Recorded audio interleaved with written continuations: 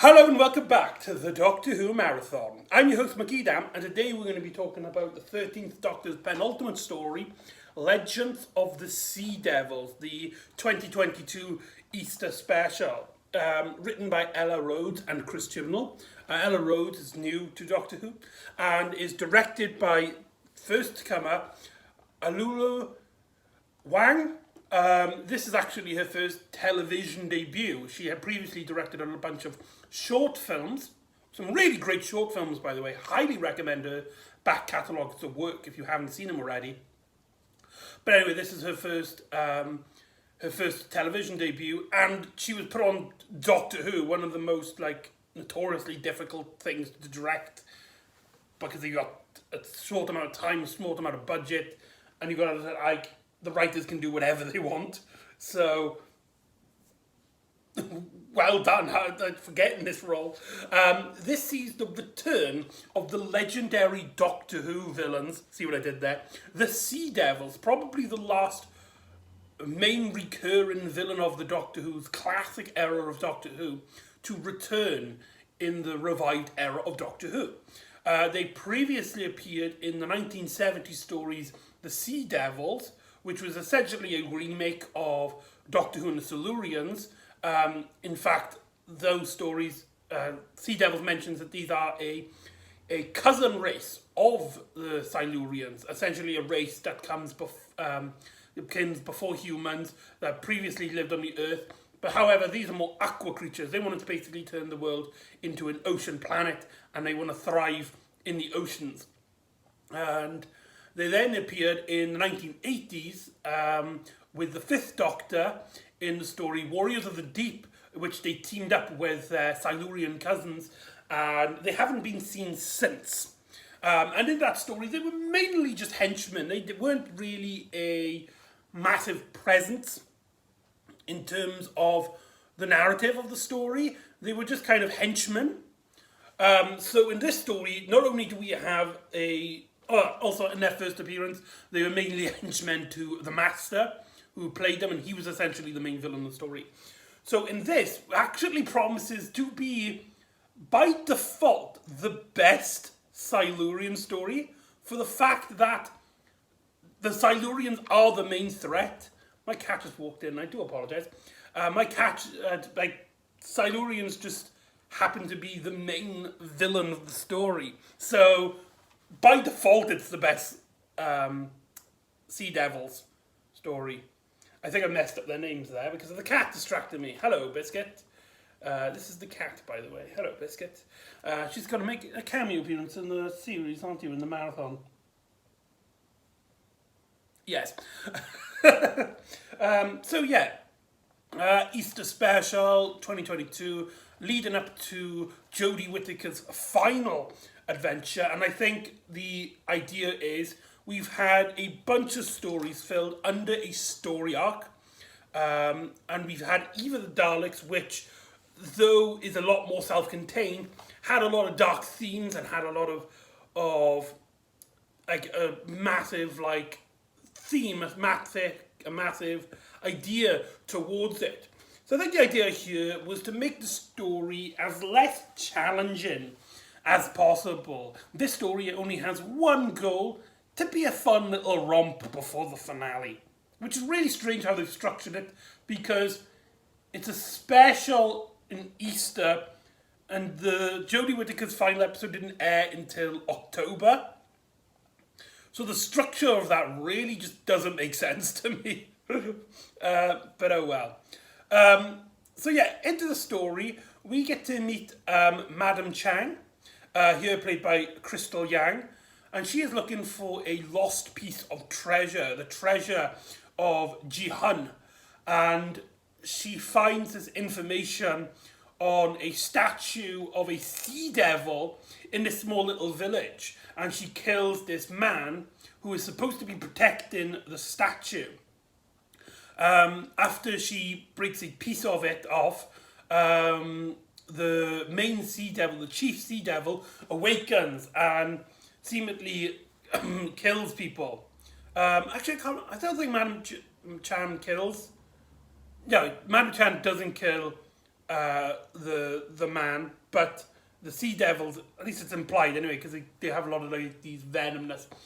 They have these swords which strike and have these venomous thing, and they go around killing everybody in the village.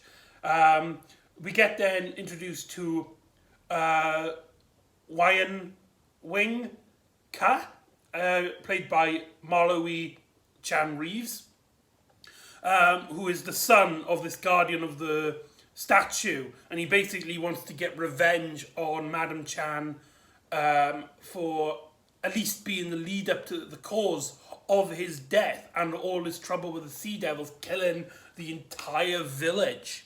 All the while, the Doctor, Yaz, and Dan come in onto a beach nearby, and the Doctor notices that there is this barrier that is pushing all of these stones out of the way, out of the ocean, as well as it seemingly magnetizing her earring.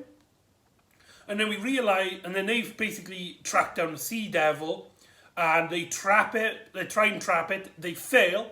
The sea devil promises to kill and destroy everything and find a item of this vast amount of power, essentially a Doctor Who equivalent of an Infinity Stone.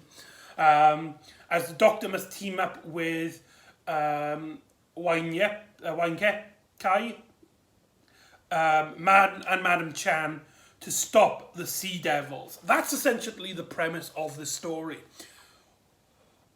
Right off the bat, there is something just wrong with this episode. There's something, every shot, it seems very just rushed.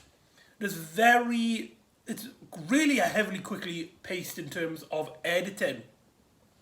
Right at the start of the episode, we have the scenes of the sea devils and Madam Chan, going around and trying to stop the sea devils and stuff. And the little village is all in the rain.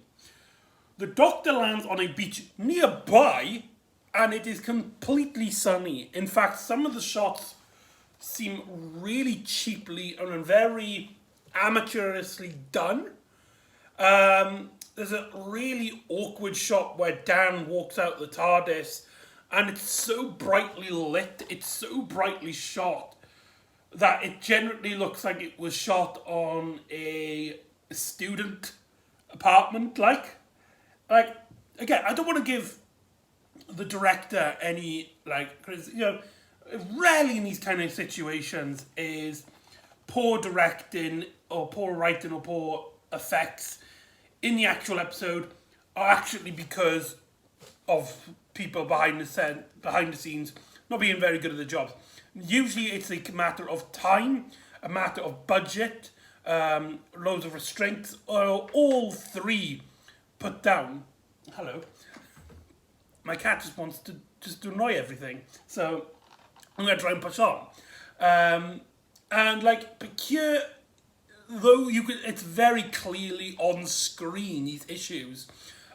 One big issue with this story is the effects. There are some really great effects. There's a really cool effect of a floating spaceship, floating ship.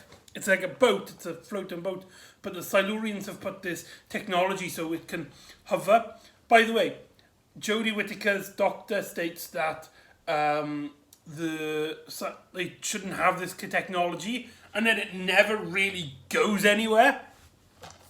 But there's some really awkward special effects, something which should have seemed really simple, especially for this era of Doctor Who, for the special effects company that brought us Dune, that brought us Blade Runner 2.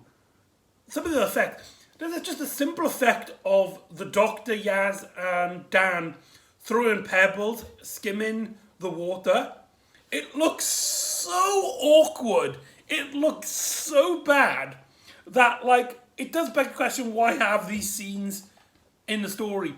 The whole shield barrier scene also goes completely nowhere. After they introduce that there is a barrier, the story never brings it up again. They're never right, we need help, but we can't. We need to get on the other side of this barrier. It's not like they're limited. It's like, oh no, we need this thing, but it's on the other side of the barrier.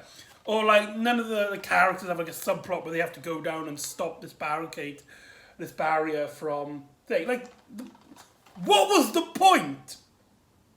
Also, just like there's a shot, probably like a really famous shot for not the right reasons, where the chief Sea Devil, I keep calling them Silurians, the chief Sea, I mean they are Silurians, they're just a sub-breed, the Sea Devils.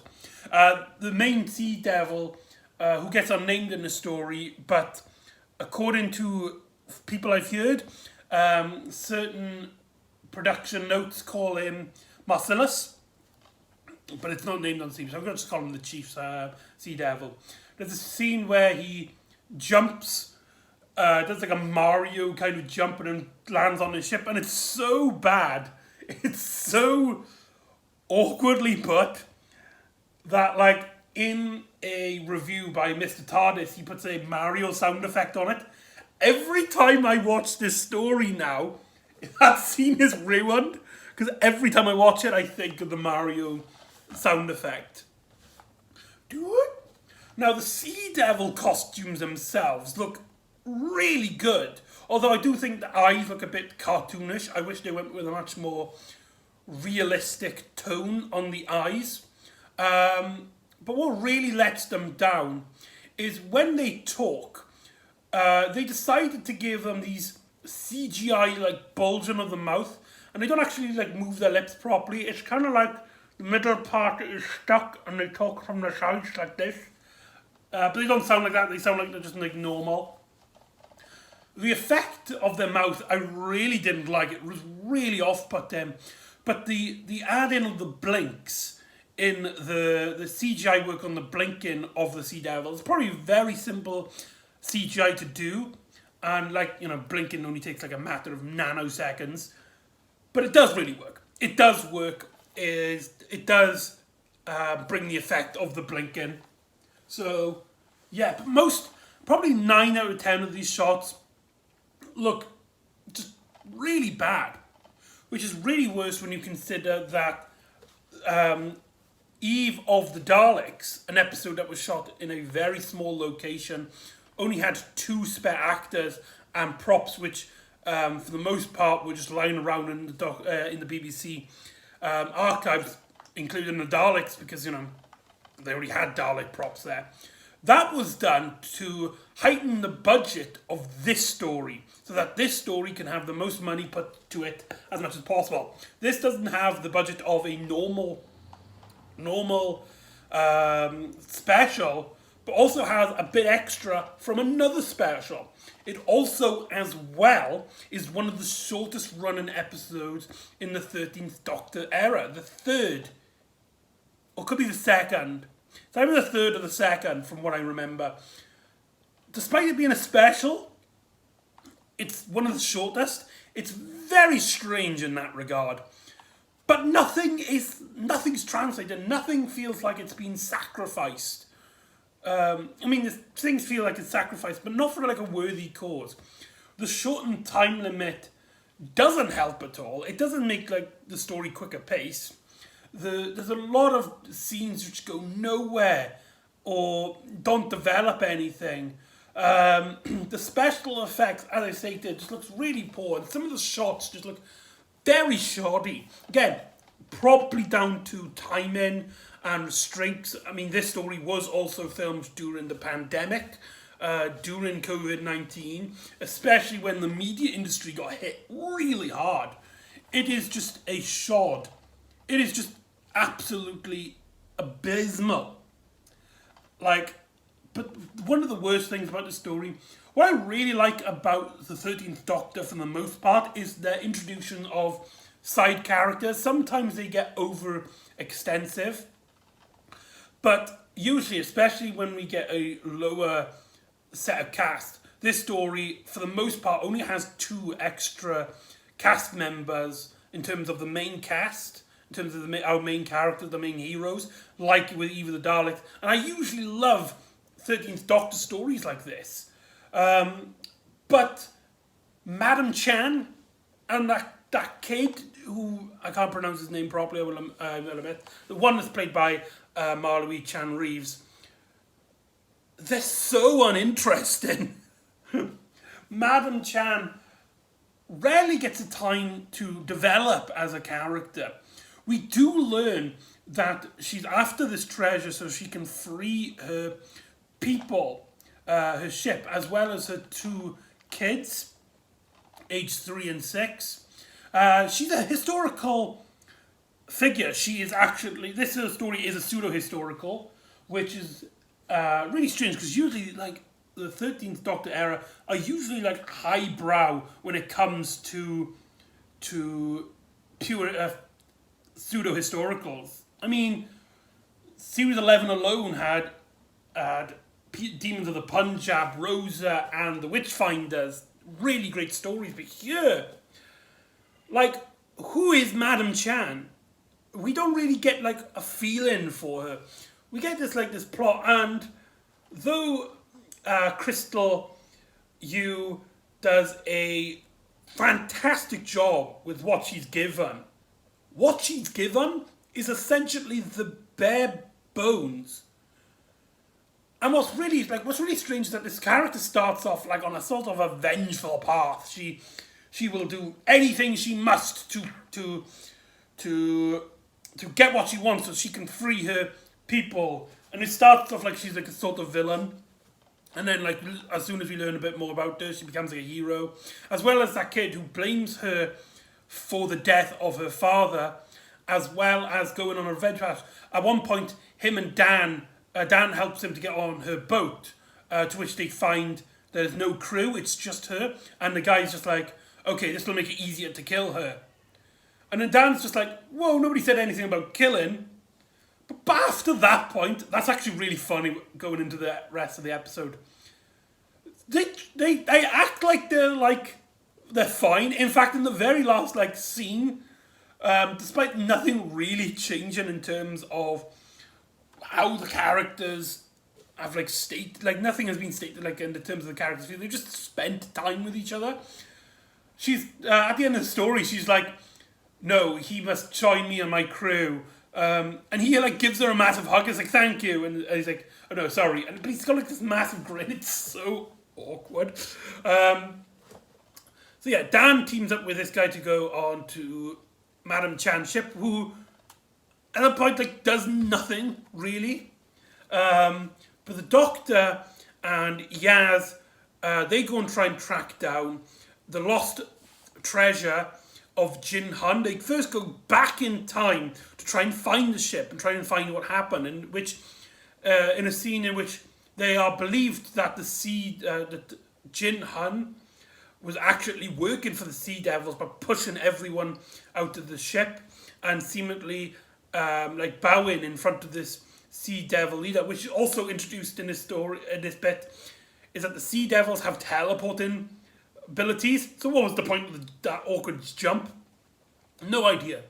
But anyway, the story, they have this small interesting scene per year, which is actually one of the few nicely shot parts of the episode when they go back in time to try and find Ji Hung's ship. But when they go back, there's this really... Okay, first of all, this story has furthered the storyline introduced in Eve of the Daleks, where there is a romantic connection between Yaz and the Doctor. I think, from what I hear from people who like this storyline, they do really like it in this story. Though I did state, although I do think it's handled very well in Eve of the Daleks, I personally am not a fan of the Doctor being in a relationship or having romantic interest in any of their companions, personally. Apart from really River Song, I don't think it ever works. I never liked it with Rose, I never liked it with Martha, and I didn't like it with Amy Pond or with Clara Oswald. So it's just something that just doesn't interest me. So maybe it wasn't the fact that I wasn't connected. But that scene where the Doctor's not bad for a first date, am I? and then they're like looking at each other. It's actually, I do like the bit where like the doctor looks at Yaz, and then that smile kind of drops as she realizes she's kind of let go of like her feelings. So she turns around, and then Yaz turns to her, as if like they just missed each other's eye line. I did like that little moment. That was very sweet. And Matt McGill and Jodie Whittaker really sell this relationship, but I don't think it's handled very well. It's only really 3 scenes in the story, and though they are okayly handled, they're way too short for me to be interested in this story. They're way too short. And they keep like distracting. They keep going off on tangents on other parts of the story. This scene when they're at the bottom of the lake trying to find Ji Hung's ship and they can't find anything is incredibly awkward. There's a bit where the doctor drops down onto the floor as the earth beneath them starts cracking. It's a like massive visual effect which basically takes their entire eye line. But Yaz doesn't react to it at all. And when only until the doctor mentions it and she goes down with her, like lying on the floor. It's so oddly shot and paced, and it's a very strange moment. Like Yaz literally doesn't see what's right in front of her. This then leads into probably my favourite part of the story, in which the Doctor and Yaz are held captive by the Sea Devil, who thinks that they at least have information of this stone that he's after. It's the classic traditional Doctor is held prisoner, but they have something of a villain. So the Doctor tries to talk to them and trying to get them to spill out some information about their plans and stuff. It's a traditional Doctor Who setup, and it's when the story really gets to like spend time with its villain. But we don't learn anything interesting about him. It's just a case of like he's angry and he wants this evil stone so he can kill all the humans. There's also another thing about this story is that it's so anti-political. This story tries its best to try and be as little as political as possible. The big problem with that is that the Sea Devils are inherently political, like their cousin the Silurians. The idea of the story is they are not invaders. They also have claim on the Earth. In fact, they had the first claim. They were here first. So you know, there's that whole colonialism ideology there. Like humans essentially took the planet off them and is not giving them back. And usually what happens in these stories is that the Doctor will try to communicate. Chris Chibnall's previous Silurian story. Chris Chibnall wrote a Silurian story in the Matt Smith era, Cold Blood and Hungry Earth, where like there's that idea where you have some Silurians that are bad and some Silurians that are good and want to help with people. Same things with the humans, and there's these discussions. It's like, hey, how is this share of the Earth going to work? There seems to be like an ideology there, a message that, you know, we can live all in peace if we just work in team together, and we don't have to fight for space. We don't have to fight to survive constantly. If we work together, if we teamed up, we could share this planet. In this story, there's a really strange scene in which the Doctor basically states what the Sea Devils are. They had claim of the Earth before humans, and they've waken up and they essentially are just... Basically, the Doctor just says that they are essentially Earthlings like you as well. To which Yaz says, like, that's terrible, as if, like, right, we got to stop these, we got to stop these creatures as all possible. Yaz, they have claim on the Earth as well. Like, sure, they kill it in the story, but, you know, so do our main heroes, they kill as well in bits. Like, Madam Chan has killed a bunch of people to get what she needs and what she wants. Like, that was such an awkward scene. It's so clearly that, like, oh wait, sea devils are colonialism stories. We can't do that. Just make them big bad guys that want the earth. They must be stopped. It's so uninterested in all that and actually telling a story. It's just constantly telling you, right, just turn off your brain, it doesn't matter. Just turn off your brain, it doesn't matter. And it's just so painful to watch. They also introduce a giant monster that does nothing. It takes the TARDIS to the layer. Yeah, that's all it does. It takes the TARDIS to the layer, to the layer, and then it's like never brought up again. It tries to attack Dan, Madam Chan, and the boy at one point. It kills a red shirt on a boat, but that's about it. That's all. It seems like a colossal waste. The effect on it is actually really good, but the pacing of this story is so awful. The whole thing with the stone. Marcellus, the chief sea devil, is like, right, we've actually now found the stone, you don't have it. Which, the way that the story is paced and edited, it feels like he should have known where the stone is prior to the Doctor and Yaz even being on the Sea Devil's ship. And it turns out that the boy, whose father was killed, had it. I forgot to mention, it turns out that the Sea Devils have kept Ji Hung alive for some reason. Yeah, it's never explained how and why they kept him alive for so long. It's not like he was cryogenically frozen. He seemed to be conscious through the entire thing, which just sounds absolutely horrible. And he's completely unaffected by his situation. Like, it's actually kind of funny how he just like kind of just gets up and just gets on with it. Why the Doctor just did not just take him into the TARDIS and then travel into the future, I have no idea. The story also tries to teach him as a man out of time story. He's somebody who is now away from his timeline and he's awkwardly like placed in history. But like, all he knows about in this modern time is 2 ships and like 2 other humans who are like, wow, this isn't possible. Okay. You see what I mean? Like, Ji Hung basically explains that he had the treasure, but he gave it to one of his men. One of those men is the descendant, is the ancestor to that young boy. He's actually kept the stone on him, on a necklace on his chest. It was never brought up prior, I don't think. I can't remember, like, any establishing shots that this kid had a stone around his neck.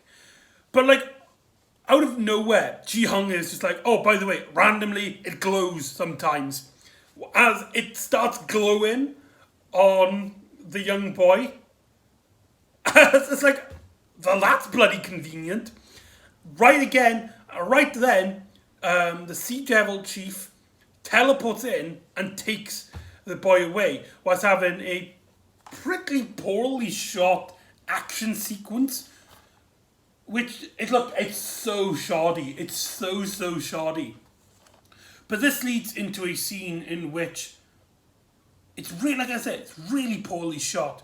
I believe the chief Silurian, a chief Sea Devil, a Sea Devil at least, is lying on the floor after the Doctor has had a battle with one of them and one of them like knocks them out, and it's just like, right, stay here and look after him, make sure that like he doesn't escape anywhere. Where Ji Hung suddenly comes out of nowhere, gets his sword and like kills it.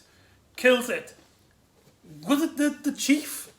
Actually, I'm not sure. I don't think the chief actually appears after this point. if memory serves me.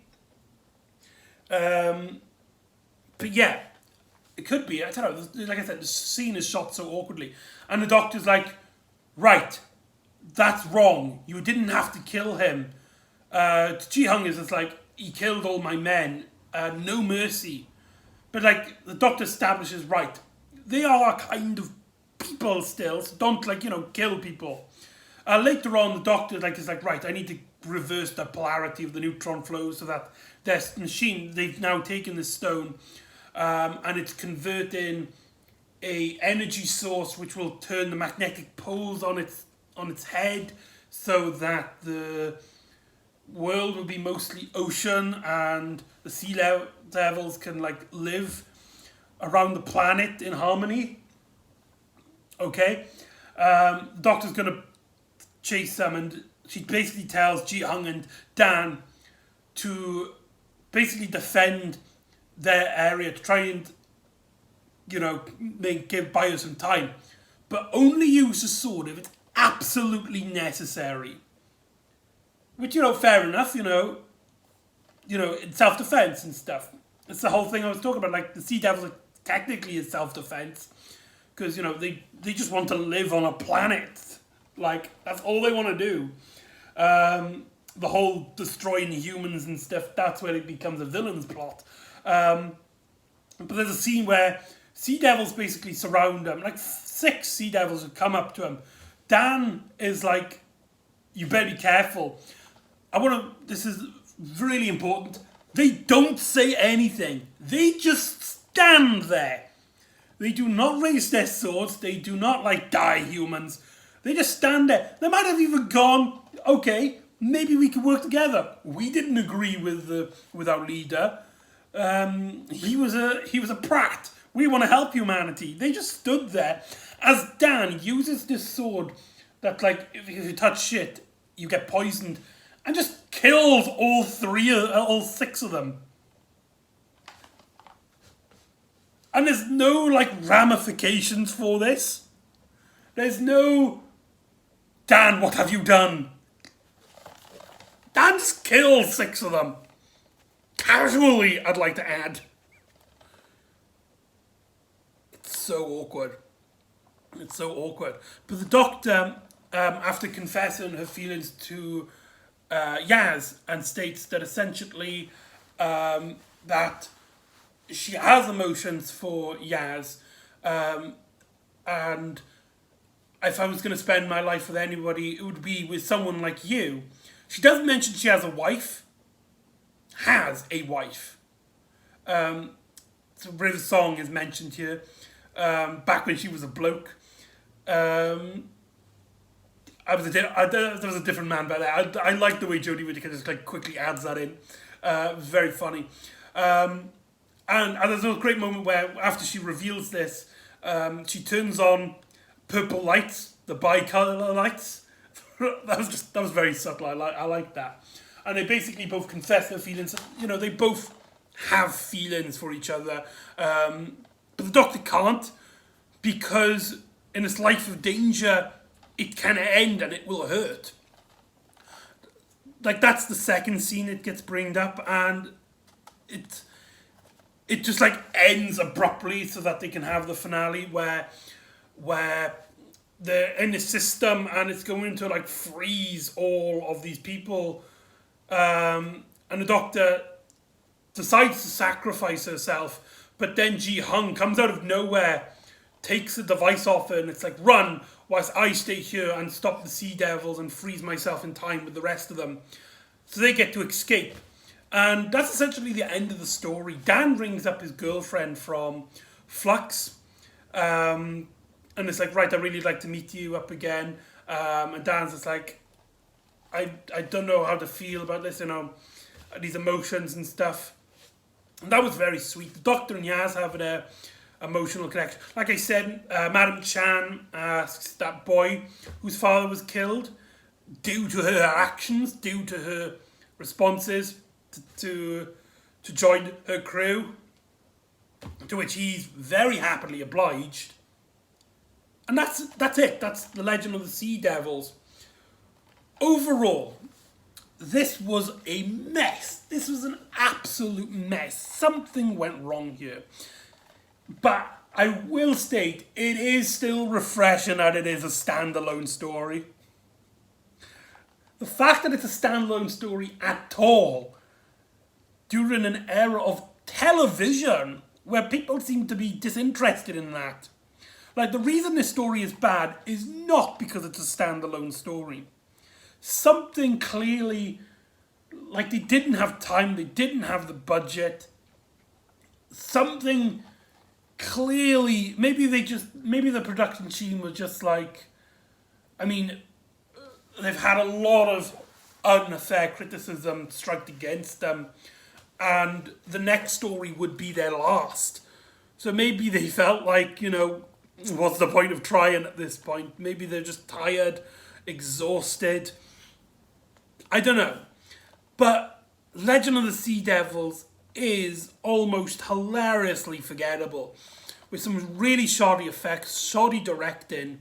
Like I said, the director had some previous work as in short films which are really good. There's that one where it's like there's a pregnant floor or something. That one was really good. Highly recommend that. Like, the story has 2 credited writers.